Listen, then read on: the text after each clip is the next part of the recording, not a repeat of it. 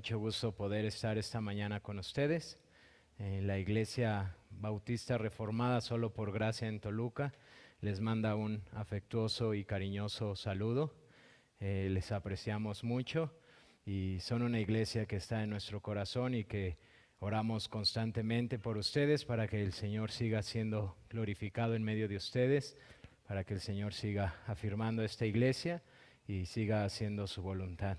Así que me da mucho gusto, mi nombre es Jonathan Medina, para aquellos que quizás no me conozcan, y soy miembro de esa iglesia. Así que vamos a orar, hermanos. Hoy voy a compartir la palabra con ustedes. El hermano Andrés me pidió que compartiera con ustedes y con la ayuda del Señor vamos a hacer eso. Vamos a poner esta mañana la predicación en las manos del Señor. Padre, te damos muchas gracias esta mañana, porque como hemos leído en tu palabra al comenzar el culto, qué precioso es este día, Señor, que tú has apartado. Qué glorioso es, Señor, poder tener un día entre 7 para deleitarnos en las cosas eternas, para poder hacer a un lado nuestros afanes, para poder hallar descanso para nuestras almas en tu palabra, en tu presencia, para poder rendirte adoración, alabanza y humillarnos delante de ti, reconociendo que tú eres Dios y que nosotros somos criaturas tuyas, Señor. Pero que también, Señor, has tenido gran misericordia en habernos salvado y que ahora, Padre, podemos deleitarnos en cosas que antes aborrecíamos, que ahora podemos gozarnos, Señor, en cosas que antes no amábamos, que ahora, Señor, podemos venir voluntariamente por lo que tú has hecho en nuestro corazón para adorarte con nuestros hermanos. Padre, estamos muy agradecidos por ello. Y gracias, Padre Santo, por tu iglesia aquí en esta ciudad, por el remanente, Señor, de creyentes que tú has levantado en esta ciudad y que, Señor, siguen perseverando por tu gracia, por tu poder que mora en ellos, por el Espíritu Santo, Señor, que nos ha sido dado. Gracias, Señor. Por eso te alabamos, porque esta es tu obra, Señor, porque esta es tu gloria, tu iglesia. Gracias, Santo Dios. Te pedimos esta mañana, Señor, que por favor nos bendigas con tu palabra. Padre, como dice el salmista, nuestra alma tiene sed de ti, nuestra carne te anhela, Señor. Nuestra necesidad es de tu palabra, de escuchar tu voz, de deleitarnos, Señor, en tu santísima verdad, de alegrarnos en lo que tú tengas que decirnos, Señor. Por favor, suplicamos, Señor, que hables a nuestro corazón y que tu palabra, que es perfecta y que es santa, penetre, Señor, en lo más profundo de nuestras vidas y cumpla tus propósitos, Señor. Porque tú, Señor, sabes lo que necesitamos esta mañana, porque tú disciernes los pensamientos, porque tú escudriñas los corazones. Oh Santísimo Dios, obra, Señor, a través de tu palabra santa en nuestras vidas. Y Padre, te suplico esta mañana que me ayudes, Señor, a poder hablar con temor reverente, con claridad, con suma sencillez. Padre mío, que pueda transmitir lo que tú has puesto en mi corazón, mi Señor, con claridad, Señor, y con libertad, por favor. Ayúdame, Señor, en mi debilidad.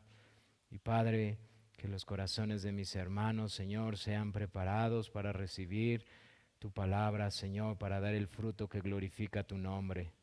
Santo Dios, por favor, suplicamos todo esto y te damos gracias en el nombre de nuestro Señor y Salvador Jesucristo. Amén.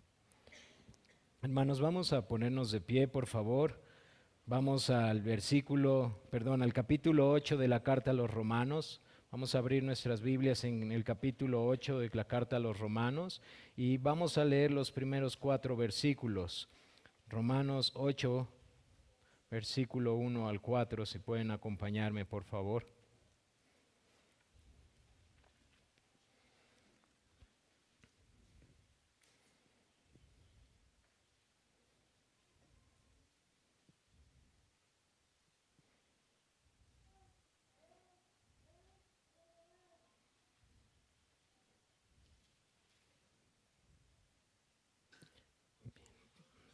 Dice la palabra de Dios así: Ahora pues, ninguna condenación hay para los que están en Cristo Jesús, los que no andan conforme a la carne, sino conforme al Espíritu.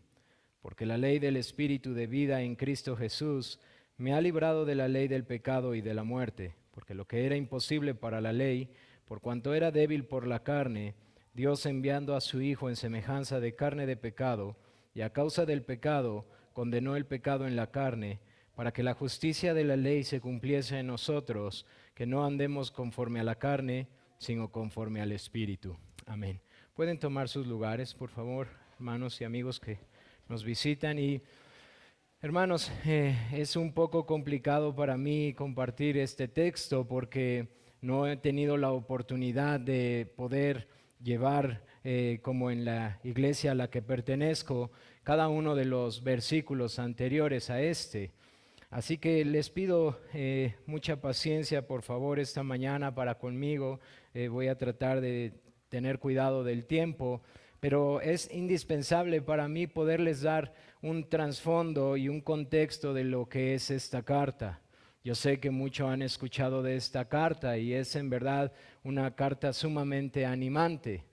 Yo sé que tiene muchos temas teológicos y profundos que quizás aún ignoro en su profundidad. Pero hermanos, quiero recordarles algo. Esta carta se la dio el Señor al apóstol Pablo para una iglesia de creyentes común y corrientes como ustedes y como yo. Una carta que es de suma bendición porque es una carta que fue dada por nuestro Dios para personas comunes y corrientes como nosotros, que necesitan entender la voluntad de Dios revelada. Y esa es una de las razones por la cual con oración y con temor le pedí al Señor gracia para poder compartir en mi iglesia. De hecho, oyendo a uno de los hermanos de los que estudio, él se sentía un poco redargüido porque él conocía a uno de sus maestros en Europa, que al menos esta carta en su iglesia había sido predicada ya 2 veces. ¿Qué quiero decirles con esto, hermanos? Es triste que al día de hoy esta carta se llegue a idealizar de tal forma que perdemos el mensaje principal que está en ella. Y es complicado para nosotros que se idealiza tanto que a veces se considera imposible de enseñar. Pero hermanos, hay una riqueza en esta palabra, en esta carta, como lo hay en todas las escrituras, y hay una complejidad en ella como podemos encontrarla en algunas otras cartas. Ahora, no estoy haciendo caso omiso de las dificultades, diferencias de opiniones y todas las diferencias que puede haber en esta carta por los temas teológicos importantes que incluso el apóstol Pedro dice que a veces el apóstol Pablo escribía cosas difíciles que los indoctos torcían para su perdición.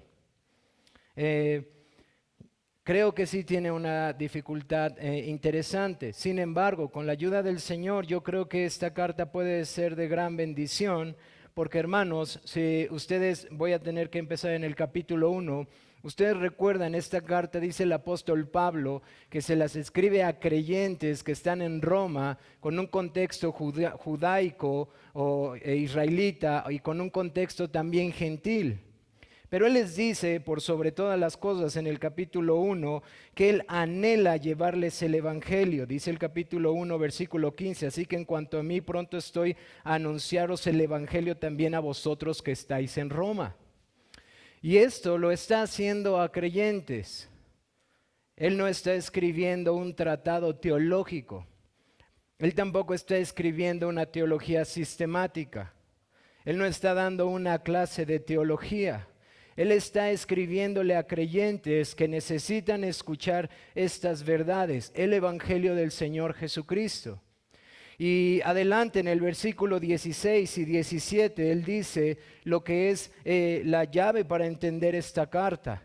Él dice que él no se avergüenza del evangelio porque es poder de Dios para salvación a todo aquel que cree, al judío primeramente y también al griego, porque en el evangelio la justicia de Dios se revela por fe y para fe, como está escrito, mas el justo por la fe vivirá.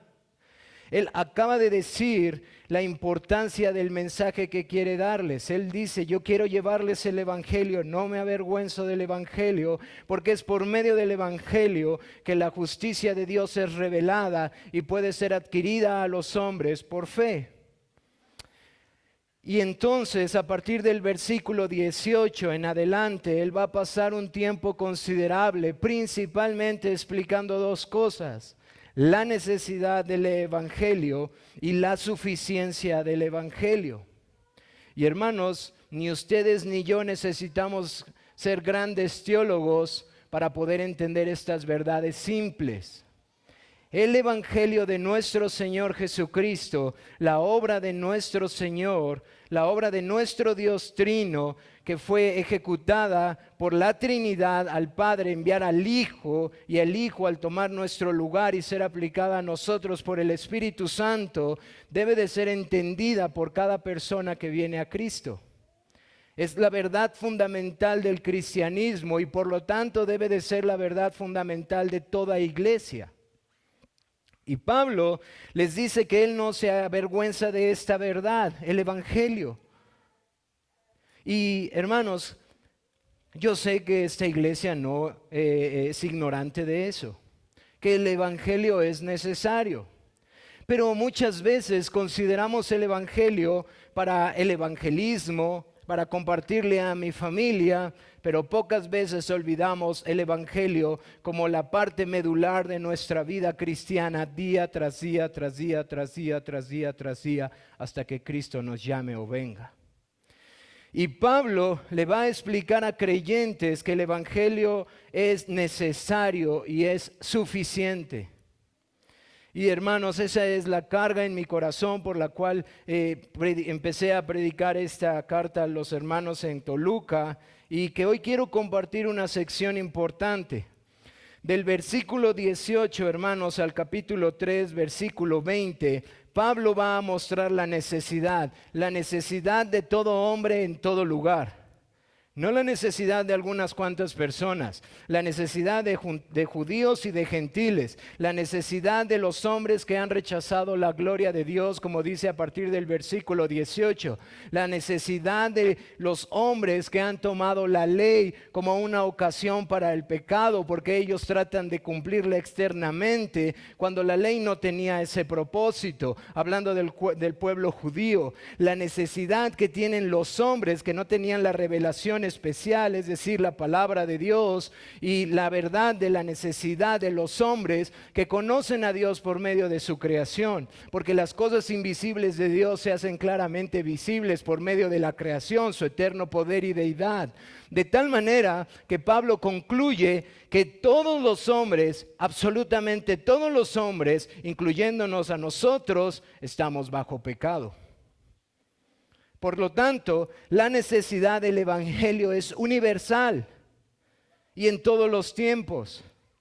No es para unos cuantos, no es para los de prisión, no es para los homosexuales únicamente, no es para las prostitutas, no es para la mafia, no es para los pequeñitos cuando se están educando en casa, es para todos los hombres. El Evangelio es necesario y Él pone a todos los hombres en el mismo lugar, incluyéndose Él, con un trasfondo judío. Y después del capítulo 3, versículo 20 en adelante, Él va a mostrar cómo el Evangelio es suficiente, cómo el Evangelio, la obra del Señor Jesucristo, es suficiente. ¿Suficiente para qué? Suficiente para hacernos justos delante de Dios, suficiente para remover la ira que está como consecuencia del pecado que mora en nosotros y que practicamos todos los días de nuestras vidas, suficiente para poder ser reconciliados con Dios, suficiente para poder nacer de nuevo, suficiente para tener un corazón nuevo, suficiente para poder obedecer, suficiente para todos los aspectos de la vida cristiana.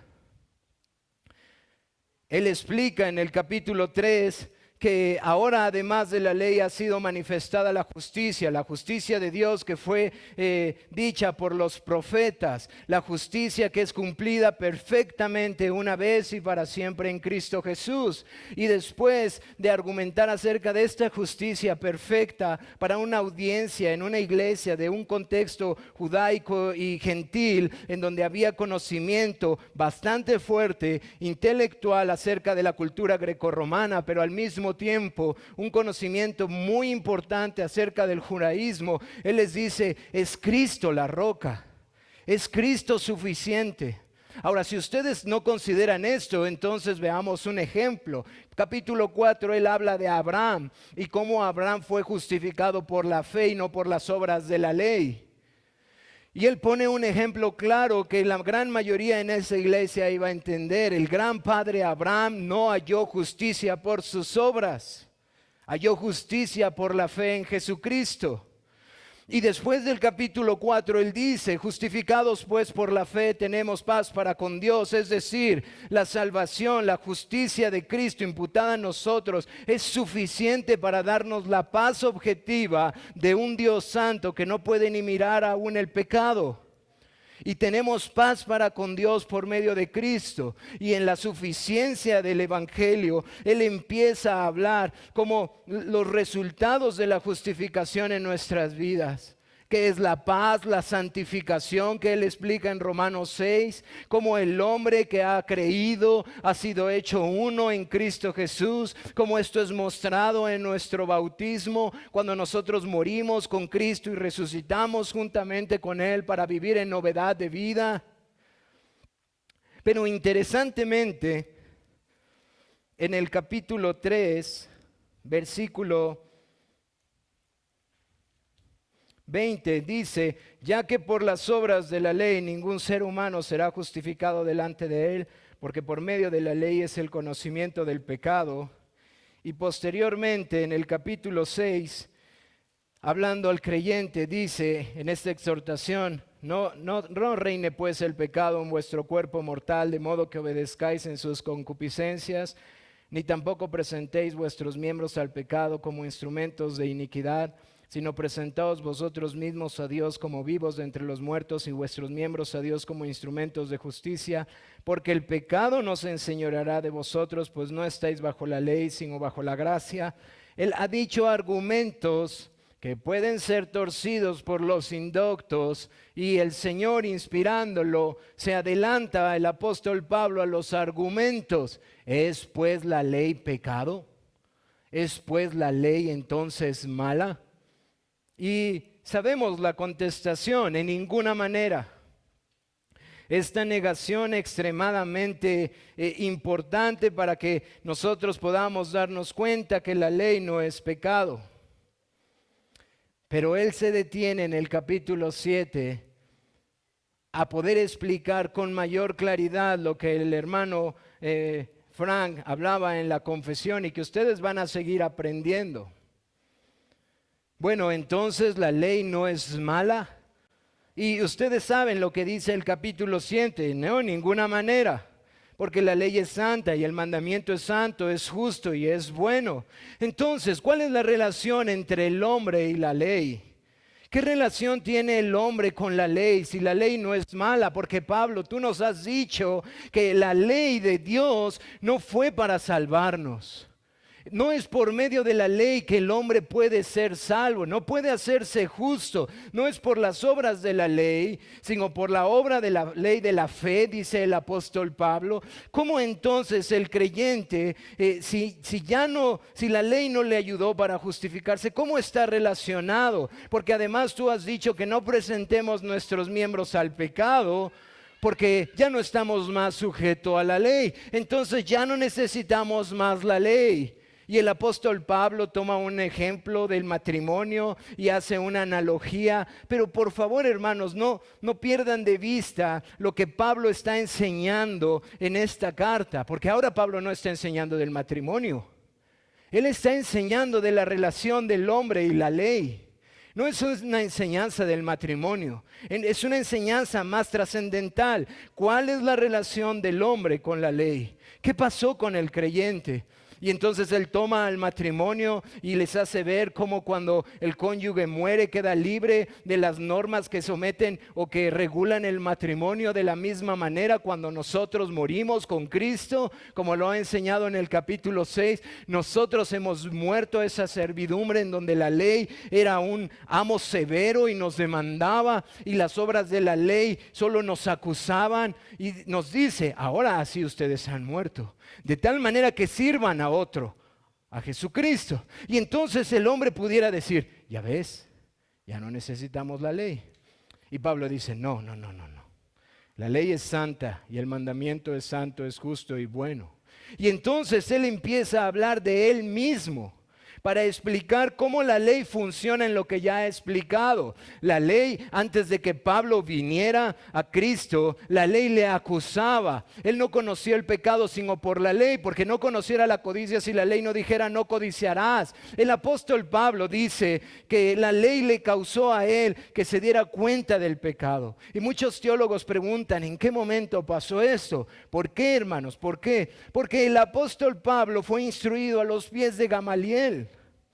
¿Qué acaso no conocía la ley Pablo? Por supuesto. Si el Señor no hubiera salvado al apóstol Pablo, él hubiera superado en conocimiento y en obediencia externa estricta a Gamaliel. Era una realidad. Pero él dice que él no conocía la ley. Entonces, ¿qué está diciéndonos? O conoce la ley o no conoce la ley. Hermanos, él conocía la ley, él conocía lo que decía la ley, él conocía la letra de la ley, pero él no entendía lo que la ley causaba en el hombre. ¿Hasta cuándo? Dice él: hasta que vino la ley y el Espíritu de Dios le hace ver que lo que hace es pecado, codicia. Ahora, hermanos, esto no lo tenemos a ciencia cierta porque no vemos testimonio de esto. Pero es muy probable, por lo que él dice en Hechos, que esa codicia que había en su corazón era por querer crecer en lo que él explica en otra carta, en ser estricto conforme a la ley. Él quería ser más reconocido por cuán fariseo de fariseos era. Él codiciaba el renombre de los hombres. Ahora, es probable, no lo sabemos a ciencia cierta. Lo que sí sabemos es que vino el mandamiento y que ese deseo desordenado, porque esa es la palabra original para codicia, lo hizo sentirse pecador, lo hizo sentirse sucio, lo hizo sentirse que él estaba deshonrando al Dios que según él honraba. Y él está explicando: eso es lo que hace la ley en los que no le conocemos. Nos hace ver nuestro pecado. Pero él sigue avanzando. Ahora, como creyente, ¿qué es lo que hace la ley? ¿Qué es lo que hace la ley en la vida de un creyente? Y miren lo que dice en el capítulo 7, versículo 14. Dice: porque sabemos que la ley es espiritual, mas yo soy carnal, vendido al pecado, porque lo que hago no lo entiendo, pues no hago lo que quiero, sino lo que aborrezco, eso hago. Él empieza a hablar, él cambia el tiempo del pasado, de lo que habla de su vida, al presente. La ley en la vida del apóstol Pablo le hacía ver su debilidad. La ley le seguía mostrando que él no es lo que Dios manda que seamos. Pablo dice que él, al querer servir, y al querer servir como él lo vemos que lo hace, constantemente ve que la ley le dice: no puedes. Constantemente él quiere hacer una cosa, pero termina haciendo otra cosa. Y aquí muchas personas olvidan algo. Oye, pero estás hablando del apóstol Pablo. Claro, el mismo apóstol Pablo que está incluido en el capítulo 1, versículo 18, en el que ha negado en algún punto de su vida también la gloria de Dios, como cualquier hombre. Y que el pecado también moró en él, causando debilidad que a veces olvidamos, causando una mella que a veces no entendemos cuán profunda es. Y él termina agonizando diciendo: miserable de mí, porque él quiere avanzar, Y cuando avanza ve el orgullo, ve la soberbia, ve la altivez, ve eso que el Señor vio en él y que dijo: tengo que ponerte un aguijón, algo puntiagudo y agudo que te recuerde que no eres tú sino soy yo. Algo que no te haga perder el piso, Pablo. Algo que no te haga perder de vista que tú sigues en un cuerpo no redimido, que tú sigues dependiendo del Evangelio. Y como decía un comentarista, porque si no le hubiera sido dado ese aguijón, Pablo solo hubiera sido un tropiezo por el avance del reino, porque probablemente se hubiera envanecido. Y Pablo habla de esta realidad, como por medio de este ejemplo en el capítulo 7, el pecado hace que nosotros veamos a la ley de Dios como si fuera mala. Para concluir algo, ¿saben qué, hermanos? Que el problema no está en la ley, sino el problema está en nosotros, en todos nosotros, aún los redimidos del Señor. El problema no está en la ley. Porque como dijo nuestro hermano Frank citando a Santiago, el mismo que dio un mandamiento dio otro mandamiento. La ley es la expresión de la santidad de Dios para su pueblo.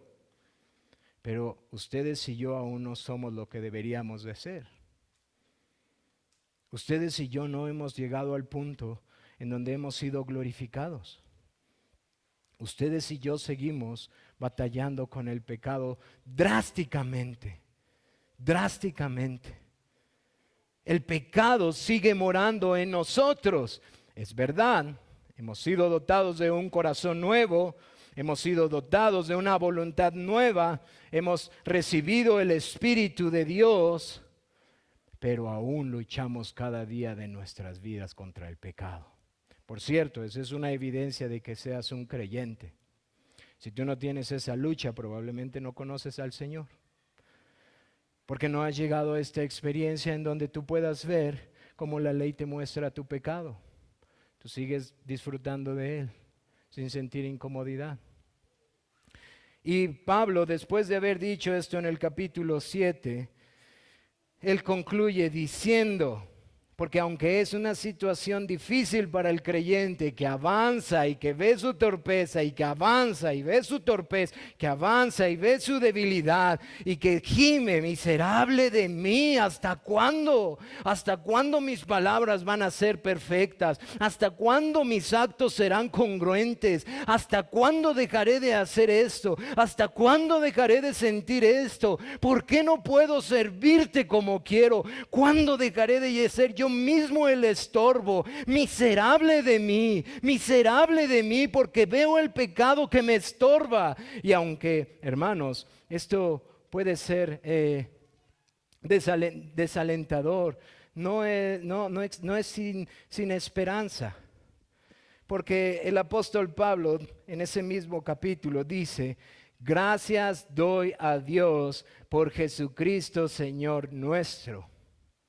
Así que yo mismo con la mente sirvo a la ley de Dios, mas con la carne a la ley del pecado. Por cierto, yo sé que algunos pueden tener una postura de que Pablo aquí no habla de un creyente.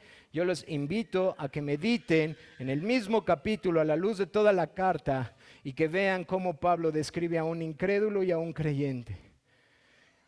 Aquí él describe a la persona de la que él habla, que es él, como uno que se deleita en la ley de Dios, mientras atrás decía que él no veía el problema con la ley de Dios. No puede ser la misma persona. Sería una contrariedad de ideas de él mismo. Y él dice que hay una esperanza que en primera instancia nos apunta a la esperanza que todo creyente debe de tener y que le debe de hacer crecer. ¿Cuál es esa esperanza? La esperanza de que nuestro Señor viene. La esperanza de que queremos estar pronto con Él. La esperanza en donde algún día podamos rendirle adoración, tributo, honor y gloria sin ningún estorbo. Y por eso podemos decir: gracias a Dios por Jesucristo, Señor nuestro. Y él dice: así que yo mismo con la mente sirvo a la ley de Dios. Que por cierto, muchos teólogos que hablan acerca de la voluntad relacionan la voluntad con la mente. Y perdón que no pueda profundizar en eso, pero lo que él está diciendo es que ahora su mente se deleita en la ley de Dios. Y eso tiene que ver mucho con lo que el profeta Ezequiel y Jeremías dijeron, como hoy lo vamos a ver. Y nuestro texto, así llegamos al versículo 1 y versículo 4. Del versículo 1 al versículo 4. Porque ¿qué es lo que va a hacer ahora el apóstol Pablo a partir del capítulo 8?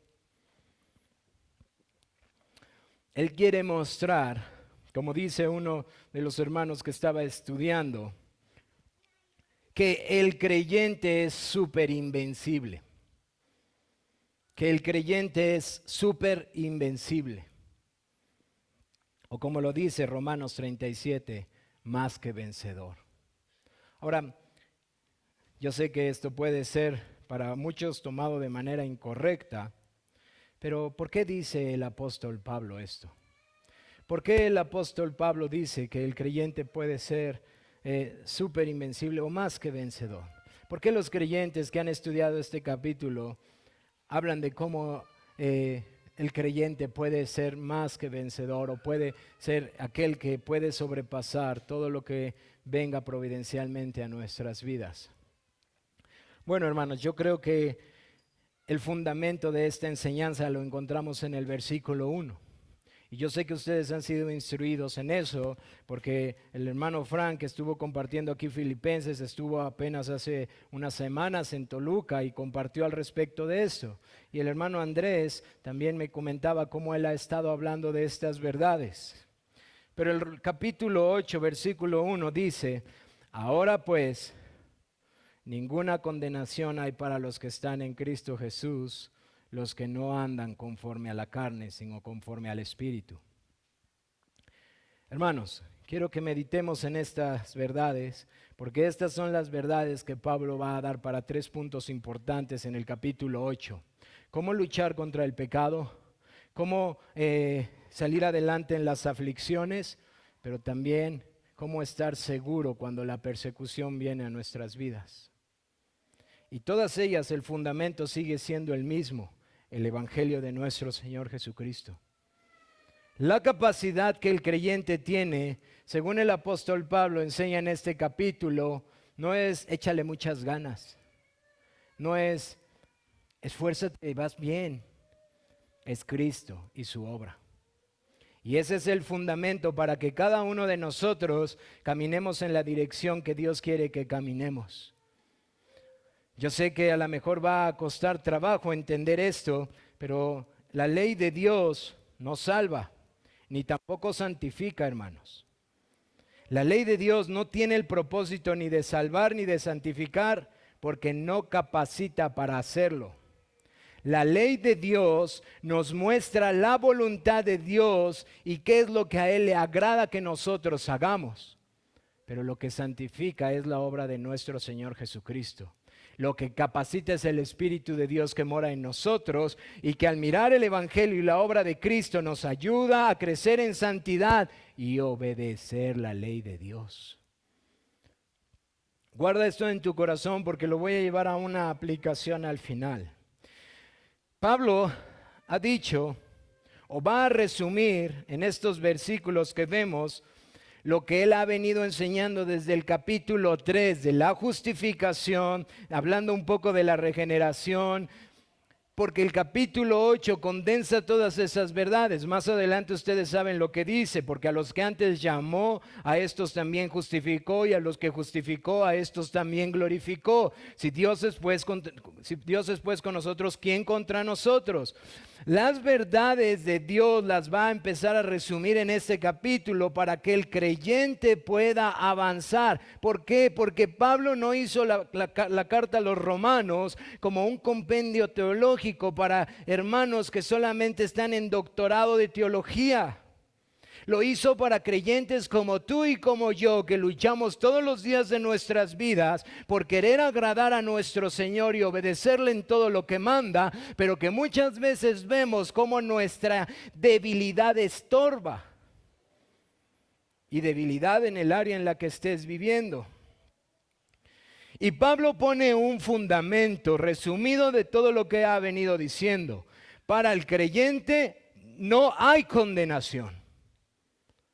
Para aquel que ha creído en Cristo, para aquel que en verdad ha puesto su fe en Jesucristo, que ha sido justificado por la obra de Cristo, no hay condenación.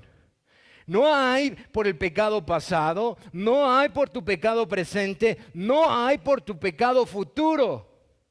No existe condenación. No existe condenación. Ya no hay condenación.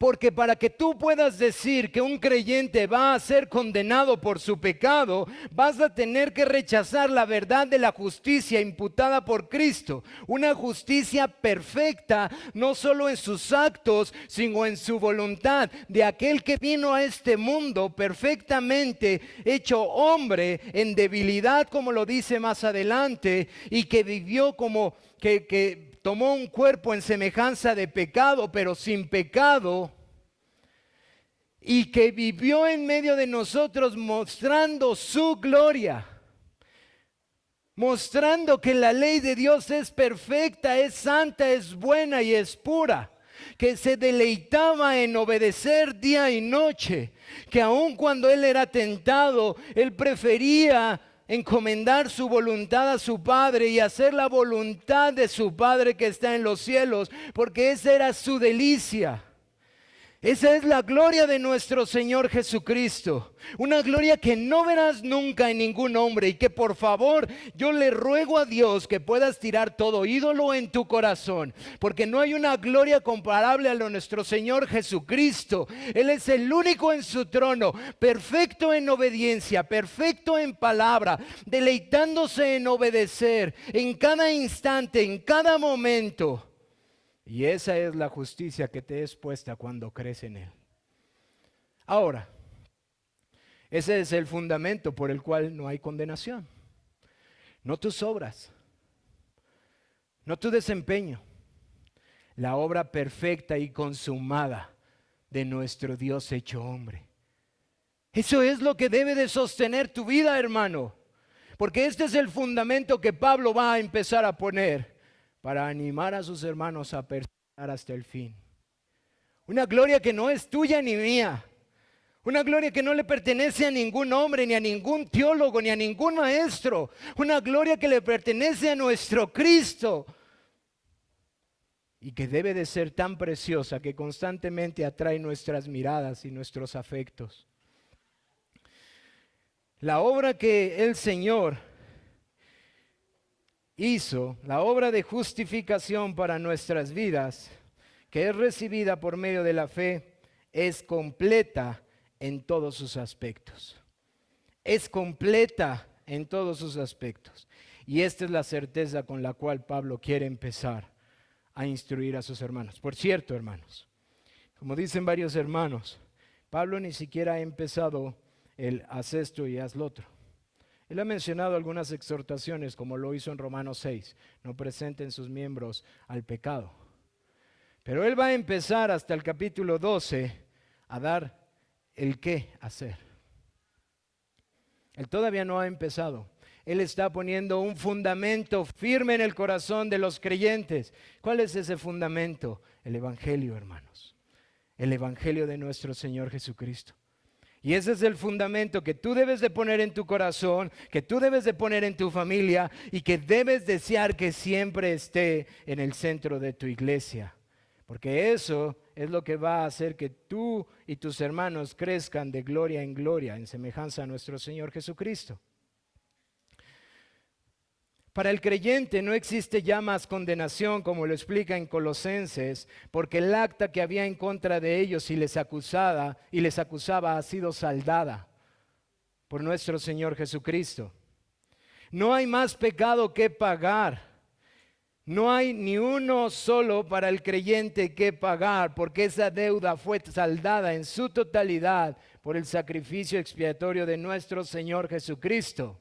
Por cierto, si tú crees que hay una deuda que pagar, entonces nuestro Dios no es un Dios justo, porque tiene que pagarse 2 veces por el mismo pecado. Uno que ya pagó su hijo con su muerte y otro que crees tú que debes de pagar. La maldición de la ley ya no es más para el creyente.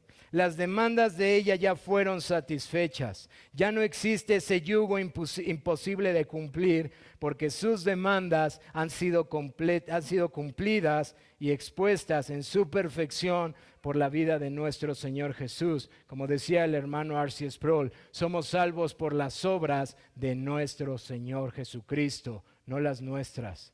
Las obras perfectas de nuestro Cristo.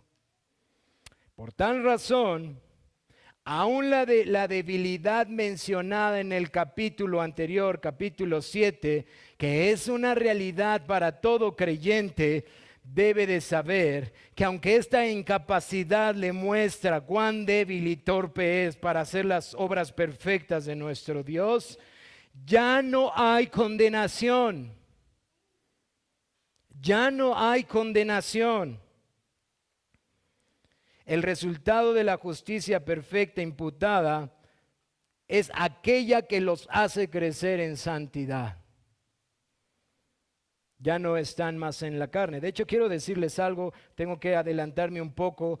Capítulo 8 normalmente es conocido como el libro de andar en el Espíritu.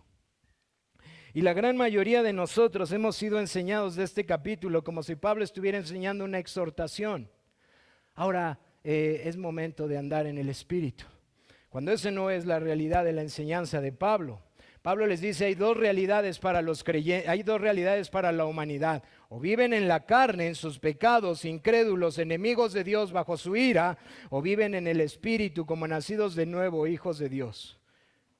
Y Él les va a decir que a causa de esta condenación, todo aquel que ha creído en el Señor Jesucristo ya no está aquí, ahora está acá. Esta es su realidad.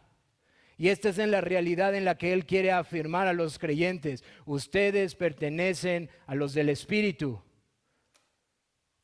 Esa enseñanza en donde hay un sobrenivel de espiritualidad que los creyentes deben de buscar para poder vencer es engañosa y puede hacer tropezar a muchos creyentes. Porque no necesitas un nivel más de espiritualidad. La medida de su espíritu que da el Señor sin medida le ha sido dado a todo creyente.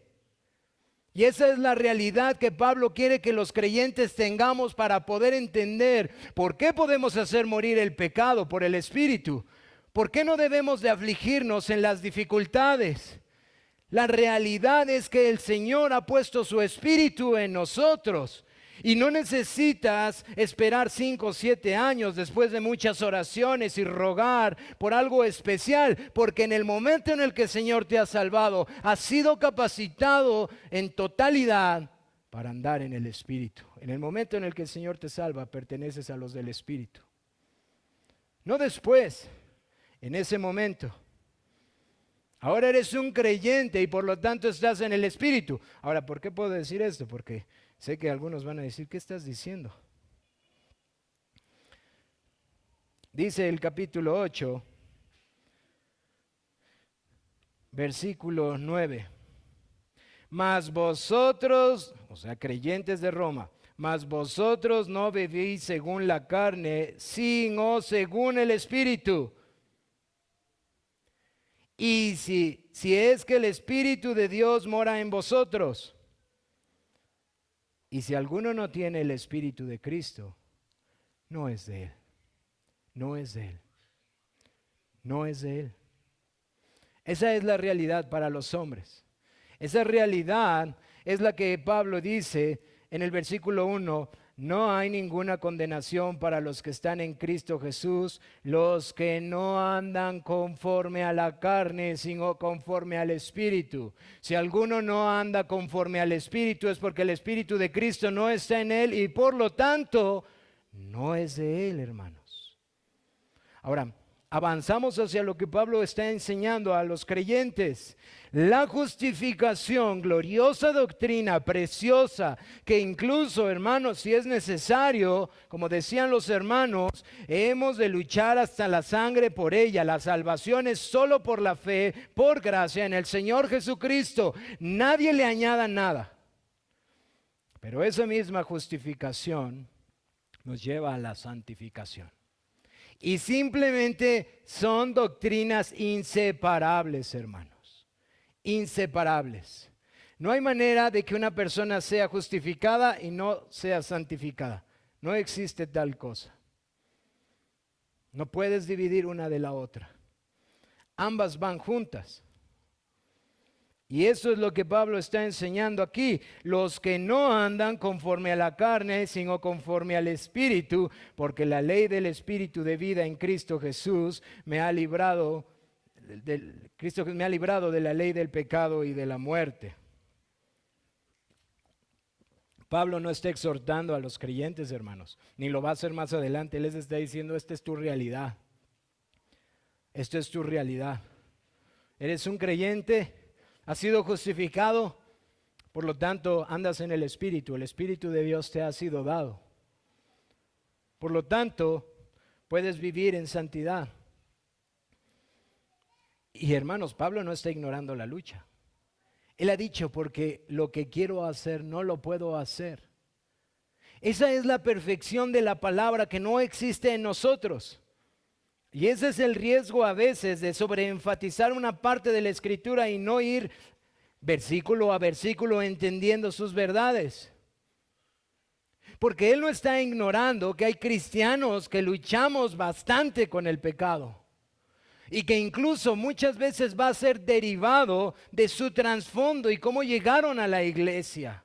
Y quizás tus luchas no serán las mismas para tus hermanos. No obstante, el que cree que tiene muchas luchas como el que no cree que no tiene muchas luchas, ambos luchan contra el pecado todos los días de su vida. Y ambos han sido dotados por el Espíritu de Dios para vencer. Y hermanos, nos podemos dar cuenta aquí que lo que Pablo está diciendo es lo que les he mencionado. No puede ser dividida la justificación de la santificación. Son verdades que, como dice Juan Calvino, así como Cristo no puede ser dividido, tampoco estas verdades pueden ser divididas. No lo intentes dividir. Y en el versículo 2 vemos esta peculiar forma de hablar del apóstol Pablo. Porque la ley del Espíritu de vida en Cristo Jesús me ha librado de la ley del pecado y de la muerte. Y sigue hablando con ese término de ley que es complicado en esta carta, porque a veces tiene un significado, a veces tiene otro significado, a veces quiere decir, pero también en nuestro idioma es igual. Cuando hablamos de ley no siempre queremos decir lo mismo. Podemos hablar de ley y referirnos en un marco jurídico a cierta cosa. Podemos hablar en una colonia y decir fulanito es ley en este lugar y nos referimos a otra cosa. Podemos hablar en un hogar y dice alguien, es que aquí mi palabra es ley y nos referimos a otra cosa. Y lo mismo pasa en esta carta. A veces ley tiene un contexto, a veces ley tiene otro contexto, pero fuera de querer profundizar en eso, hermanos, fíjense cómo lo dice, porque la ley del Espíritu de vida, el Espíritu de vida. Y tienen que venir textos a nuestra mente. ¿El Espíritu de vida? ¿Cómo que el Espíritu de vida, Pablo? Y la ley del Espíritu de vida. Y hermanos, hago estas preguntas porque yo espero que cuando ustedes se congreguen, no solo estén esperando recibir un buen sermón. Espero que sus corazones y sus mentes estén trabajando para ejercitar en recibir la palabra del Señor y no haya pasividad. ¿Qué quiere decir con el Espíritu de vida? ¿Por qué habla del Espíritu de vida? Bueno, podemos remontarnos a varias cosas. Génesis, que el Espíritu de Dios se movía por la faz de la tierra, ¿recuerdan?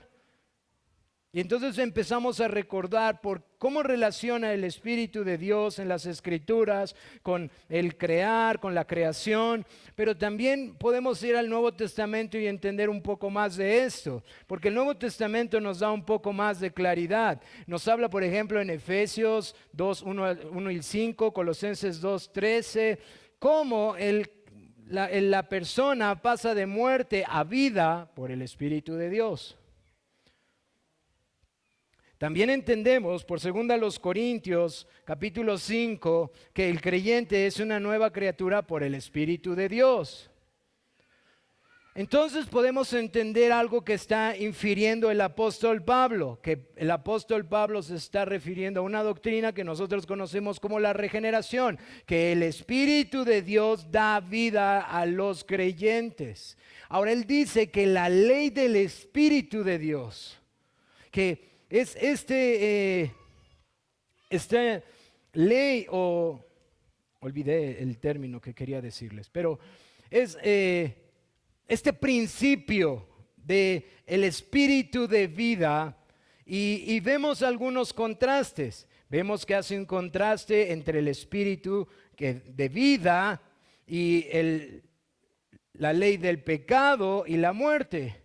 Vemos un principio de vida y vemos un principio de muerte. Y vemos que ese principio de vida, que es por el Espíritu, en Cristo Jesús nos libra del principio del pecado, que tiene como resultado la muerte. Ahora, ¿por qué hago esto, hermanos? Porque aunque no sabemos a ciencia cierta si esto es lo que está pasando en la mente del apóstol Pablo, evidentemente él está usando este término ley, relacionando con el Espíritu que da vida a la regeneración y cómo eso es en Cristo Jesús, en unión con Cristo Jesús, como lo he explicado en Romanos 6, y cómo esto nos libra del poder del pecado que trae como consecuencia la muerte. Pero vemos ley, ley, ley, ley, ley, ley. Ahora, hermanos, es muy probable, no quiero ser dogmático en esto, pero es muy probable que en la mente del apóstol Pablo está en su mente el texto de Jeremías 31, del nuevo pacto, en donde él pondría su ley en nuestro corazón y su espíritu en nosotros. Y en Ezequiel 36, él también habla de cosas similares. Es muy probable que en la mente del apóstol Pablo está diciendo: ustedes han sido dotados con lo que Dios prometió por el profeta, por medio del profeta a su pueblo, que él capacitaría a los hombres para que no se aparten de él y para que puedan obedecerle, porque su poder, por medio de la tercera persona de la divinidad, estaría morando en ustedes para que ustedes puedan obedecer. Y esto solamente en unión con Cristo. Ahora, ¿por qué les quiero decir esto? Porque si eso es lo que está pasando en la mente del apóstol Pablo, él está dando doctrinas importantes para que nosotros las atesoremos, o los creyentes en Roma, y como resultado nosotros ahora, de cómo afianzar nuestros corazones en la verdad. O, como él lo dice en la carta a los Efesios, cómo afilar la espada de la palabra y luchar por la verdad de Dios. Estos beneficios que le han sido dados únicamente a aquellos que están en Cristo, para los cuales no existe ninguna condenación, son aquellos que han sido libertados del pecado y de la muerte. Ahora, no obstante de que han sido libertados del pecado y la muerte, en su cuerpo el pecado aún mora, y mora fuertemente. No solo lo dice Romanos 7, lo habla más adelante en Romanos 8. Y aquí es donde vemos los textos más importantes, versículo 3 y versículo 4. Porque lo que era imposible para la ley, ¿ya vieron que la ley no salva ni tampoco santifica? Pero lo que era imposible para la ley, por cuanto era débil por la carne, ¿ya vieron que la ley es santa, es justa y es buena? Y el problema no es la ley, sino es el pecado que está en nosotros. Porque lo que era imposible para la ley, por cuanto era débil por la carne, Dios, enviando a su Hijo en semejanza de carne de pecado, y a causa del pecado condenó al pecado en la carne, para que la justicia de la ley se cumpliese en nosotros, que no andamos conforme a la carne, sino conforme al Espíritu. ¿Cuál es la realidad por la cual tú y yo podemos andar conforme al Espíritu y no conforme a la carne, no conforme a lo que éramos antes. ¿Cuál es la realidad por la cual tú y yo podemos hacer morir en nosotros lo terrenal? ¿Cuál es la realidad por la cual tú y yo podemos despojarnos del viejo hombre y revestidos del nuevo hombre? ¿Cuál es la verdad fundamental por la cual nosotros podemos, dice según el texto en Romanos 8, hacer morir las obras de la carne por medio del Espíritu? ¿Cuál es esa realidad? Que Dios envió a su Hijo en semejanza, en debilidad, en un cuerpo no perfecto como el de Adán y Eva, en un cuerpo afectado por el pecado, pero sin pecado, en un cuerpo en donde Él se humilla y toma un cuerpo semejante al de nosotros, un cuerpo no como el de Adán, un cuerpo en debilidad, sin pecado, pero un cuerpo sometido a la debilidad que el pecado había ocasionado en los hombres. Y Él decide voluntariamente ser enviado por su Padre, y Él viene a este mundo, Él viene a esta tierra, y Él viene a esta tierra en debilidad para condenar el pecado en su humanidad, de tal forma que las demandas de su justicia fueren satisfechas, se cumpliesen en nosotros. Por eso ya no estamos bajo la ley, porque lo que la ley demanda, obediencia perfecta, ha sido puesto en Cristo y lo hizo perfecto una vez y para siempre, de tal manera que ahora tú y yo podemos andar en el Espíritu, obedeciendo en gratitud, en sometimiento a nuestro Cristo, en humillación. Y aunque muchas veces imperfecto, miramos a nuestro Cristo y nos levantamos y avanzamos todos los días de nuestras vidas. No porque yo quiero obedecer para obtener su favor, no porque mi obediencia es meritoria, no porque me van a ver mis hermanos, no porque tengo que agradar a fulanito o a perenganito, sino porque mi Señor se ha hecho hombre y tomó mi condenación, porque ahora, como dice su palabra y lo citó el hermano, el cumplimiento de la ley es el amor. Si tú dices amar a Dios, muéstralo por tu obediencia en gratitud. Obedece a tu Dios.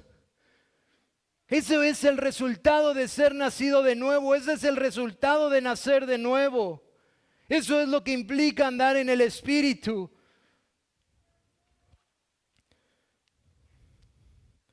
Y es como si oyéramos la voz amorosa y tierna de nuestro Cristo en ese diálogo con Pedro. Pero, entonces, ¿quién puede hacerlo? Y el Señor diciéndole: Pedro, lo que es imposible para los hombres, no lo es para Dios.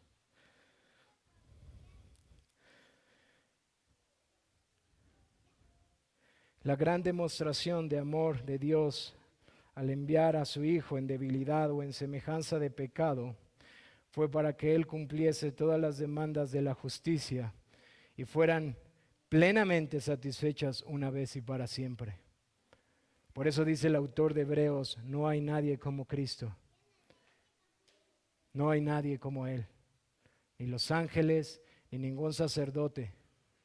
Él es superior que cualquier otro. La obra de su Hijo Jesucristo en el mundo, que llevó nuestra condenación sobre sí mismo, es para que tú y yo podamos andar en el Espíritu, obedeciéndole, obedeciendo la ley de Dios. Ahora quiero adelantarte algo: no lo vas a hacer en perfección, nunca, hasta que Él venga o tú vayas a su presencia, hasta que tengas un cuerpo glorificado. Pero yo espero que eso no te desanime, sino te anime a mirar a Cristo para seguir perseverando hasta que Él venga. Dice William Hendrickson: Él hizo esto para que su pueblo pudiera luchar y luche para cumplir los justos requisitos de la ley de Dios, en razón de su gratitud por amor a Dios, por el amor de Dios derramado y en respuesta al mismo. Los creyentes ahora aman a Dios y a su prójimo, lo cual es el fruto del Espíritu que mora en ellos y que no andan en la carne porque es contrario a su realidad. O como lo dice nuestro texto, ya no andamos conforme a la carne, sino conforme al Espíritu. O como lo dice el apóstol Pablo en Romanos 6:4, porque andamos en novedad de vida. Quiero decirte algo, hermano. Él vino a hacer el cumplimiento mismo de su propia ley para que nosotros que no podíamos cumplirla, ahora podamos vivir en el Espíritu y podamos servirle a Dios. Ahora podamos servirle a Dios. ¿Y por qué son estas verdades esenciales? Porque Pablo toma estas verdades para en el mismo capítulo enseñarle al creyente cómo hacer morir las obras de la carne, obras que aún siguen en nuestro cuerpo, obras que muchas veces quieren rebelarse, obras que muchas veces quieren tomar un control que ya no deben, porque ya no soy eso, ya no soy yo más de la carne. Y quiero decirte algo, hermano, de lo que he enseñado de este capítulo. Nuestra responsabilidad como creyente no es la pasividad. Es ilógico decirle a un soldado en tiempos de guerra, ve a la guerra y párate en el campo de guerra y todo va a salir bien. No hagas nada, camina ahí. Eso es ilógico. Él va a ir ahí, va a llegar su enemigo, va a sacar su fusil y le va a disparar y lo va a matar. Y este es el lenguaje de las Escrituras, uno de guerra en serio, para que tú y yo luchemos en contra del pecado que mora en nosotros, en nuestros miembros, en tus manos, en tus ojos, en tu boca, en tus pies, en tu mente, en ti. No mires a tu prójimo, mírate a ti porque mora en ti. Y dice el apóstol Pablo, puesto que vives en el Espíritu y que no hay condenación para ti, tienes absolutamente todo porque estás en el Espíritu para ver a ese enemigo y destruirlo y deshacerlo y golpearlo y odiarlo hasta decir miserable pecado, te aborrezco porque haces que haga lo contrario a mi Señor. Y eso es intencional. Al mismo tiempo que Él nos ha capacitado, es tu responsabilidad y mi responsabilidad hacer morir lo terrenal, hacer morir el pecado. Porque dice aquí mismo, si tú vives conforme a la carne, morirás. Es decir, si tú dices esta mañana ya no hay condenación, la justicia de Dios es perfecta, amén, por lo tanto puedo salir y vivir conforme a la carne, quiero decirte el fin, morirás, vas al infierno. Vas al infierno. Tu realidad es no la del espíritu, es la de la carne. Eso dice el apóstol Pablo. Tu realidad es contraria a la de las Escrituras. Pero si eres un creyente, esto debe de animarte, porque estoy seguro que muchas veces la lucha es demasiado ardua, es demasiado desanimante, es demasiado difícil y a veces no ves cuándo termina, porque paras por uno acá y sale otro por acá y termina otro y sale otro por acá. Quiero decirte algo, hermano. Hace año y medio yo me casé, por la gracia del Señor. Y yo decía, wow, ahora veo muchas cosas que antes no veía. Pero veo un amado hermano en Guadalajara y me dice, espérate, que tengas hijos, vas a ver lo peor todavía. De mí, hermanos, de mí, del pecado que mora en mí.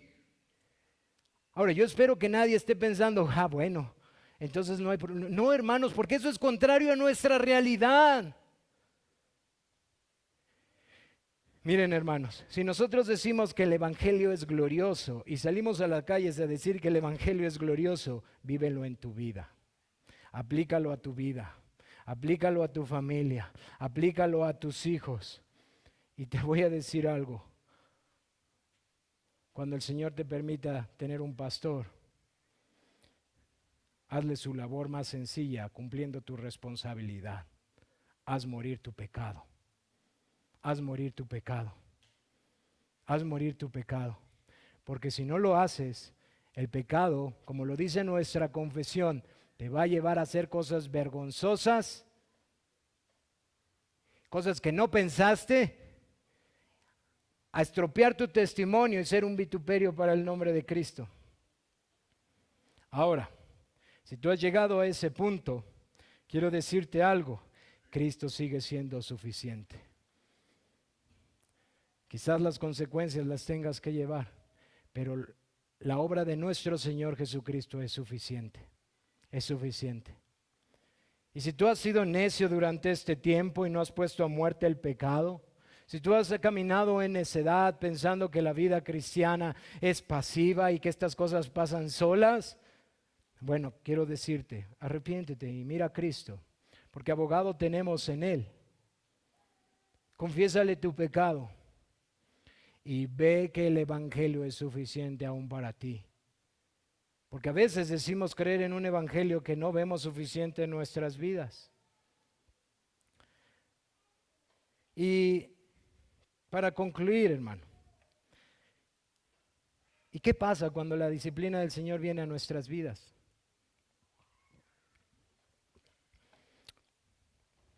¿Es diferente la disciplina de Dios a su ira? Por supuesto que sí. Nunca pienses que cuando la disciplina del Señor viene a tu vida es porque la ira de Dios sigue sobre ti, porque ya no hay condenación para ti. Quiero decirte algo. La disciplina del Señor sobre nuestras vidas es una muestra de su amor, no de su ira. No desalientes tu corazón en sobremanera, de tal manera que no te levantes, veas a tu Señor Jesucristo en debilidad tomando tu lugar y digas, quiero poner a muerte mi pecado porque lo aborrezco.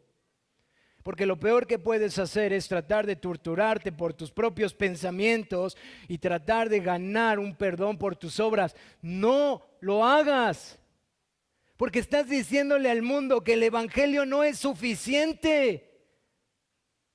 Y ahí es donde te quiere Satanás. No saben cuántos creyentes después de haber pecado viene Satanás y acusa y acusa y acusa y acusa y aleja y aleja y aleja y aleja. Y la situación es peor. Creyentes genuinos que necesitan recordar que su Dios se hizo hombre en debilidad a morir por nuestros pecados. Y que en el Espíritu de Dios que nos ha dado podemos salir adelante y vencer el pecado. Aunque quizás el trasfondo sea difícil del que vivimos. Y hermanos, debemos de aprender a vivir nuestras vidas no a la luz de la ley, sino a la luz del Evangelio, de la obra de gracia de nuestro Señor Jesucristo. ¿Saben cuál es el más grande error que puedes cometer esta mañana? Perfecto, ya sé lo que tengo que hacer. Voy a obedecer, voy a obedecer, voy a obedecer. No hagas eso, por favor. Humíllate al Señor, mira a tu Señor y toma fuerzas en aquel que te salvó, porque eso, según las Escrituras, es lo que hace que el Espíritu de Dios que mora en ti te vivifique. Es por eso que esta carta ha tenido tanto impacto en la iglesia y en la historia de la iglesia, porque hermanos, vivimos en una religión espiritual, una religión en donde el Espíritu de Dios vivifica huesos suecos.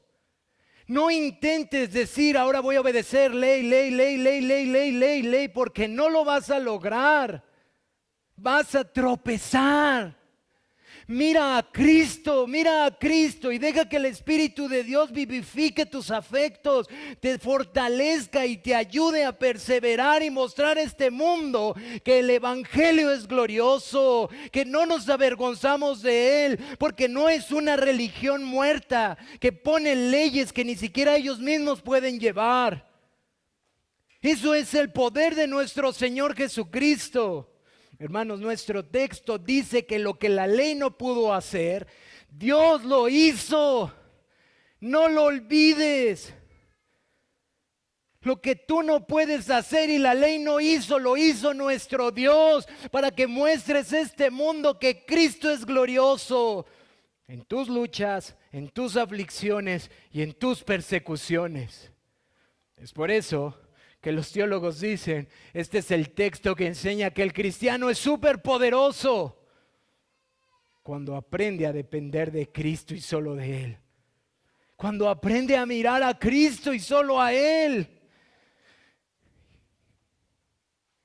Y es el Espíritu de Dios que te va a ayudar a poner en muerte lo terrenal, a vestirte del viejo, a vestirte del nuevo hombre. No hay dos realidades en ti, hermano. Hay una sola realidad. Eres un creyente, eres del Espíritu de Dios, eres una nueva criatura. Todos estos son sinónimos de lo que ha pasado en la vida de una persona. Por lo tanto, esfuérzate en la gracia, mira a Cristo y da tu vida, como dice el autor de Hebreos, luchando hasta la sangre en contra del pecado, sea cual sea. Orgullo, soberbia, altivez, vanagloria, vanidad, altivez, chismes. Miren, hermanos, cuando llegué al capítulo de hacer morir el pecado en nosotros, o lo que conocemos como la mortificación del pecado, el problema más grande para el creyente caminar en santidad en contra del pecado es que no reconoce el pecado en su vida. Puede andar chismeando y piensa que no es pecado. Puede andar de orgulloso y piensa que no es pecado. Puede andar de soberbio y piensa que no es pecado. Puede andar de altivo y piensa que no es pecado. Puede andar en vanidades y piensa que no es pecado. Y Pablo dice claramente que eso es lo que tienes que hacer morir, porque eso está en ti. Eso es caminar en el Espíritu, reconocer tu propio pecado. Mi boca es torpe, mis pensamientos viajan rápido, mi corazón se envanece, luego mis ojos se embelecen. Necesito poner cuchillo constantemente para no estar codiciando, como dice el libro de Proverbios. Esa es la vida cristiana, mi hermano. Esa es tu vida y esa es mi vida hasta que Cristo venga o estemos con Él. Pero ¿sabes algo? A diferencia de todas las religiones de este mundo que ponen normas y leyes sobre la vida de las personas que ellos mismos no pueden llevar, es que nosotros tenemos al Espíritu de Dios, que nos vivifica y nos fortalece y nos ayuda. Y tenemos a nuestro Señor Jesús sentado en su trono, que cuando pecamos y verdaderamente decimos otra vez volví a caer, podemos mirarlo y decir, Él es suficiente. Esa es la predicación del apóstol Pablo a los romanos en esta carta. No me avergüenzo del Evangelio. De hecho, a la luz de esto, ustedes saben que en el capítulo 12, Él les dice, así que hermanos, ruego por las misericordias de Dios. Este es el fundamento. Y hermano, quiero terminar con esto. Por lo tanto, atesóralo en tu corazón. No trates de hacerlo con tus obras. No trates de venir a Dios con tus obras. Te soy sincero, hermano, si tú ves la Biblia, son imperfectas, todas y cada una de ellas. Y son solamente recibidas delante de nuestro Santísimo Dios por la mediación de Cristo. Todas son imperfectas y recibidas delante de un Santísimo Dios por la mediación de nuestro glorioso Jesucristo. Así que anima tu corazón a mirar a Cristo. Afiánzate en Él y en el Espíritu de Dios que te ha sido dado. Ruega que el Señor te siga ayudando para perseverar hasta el fin. Amigo, tú que estás aquí esta mañana, lo único que puedo rogarte y suplicarte es que creas en el Señor Jesucristo, porque para ti sí hay condenación.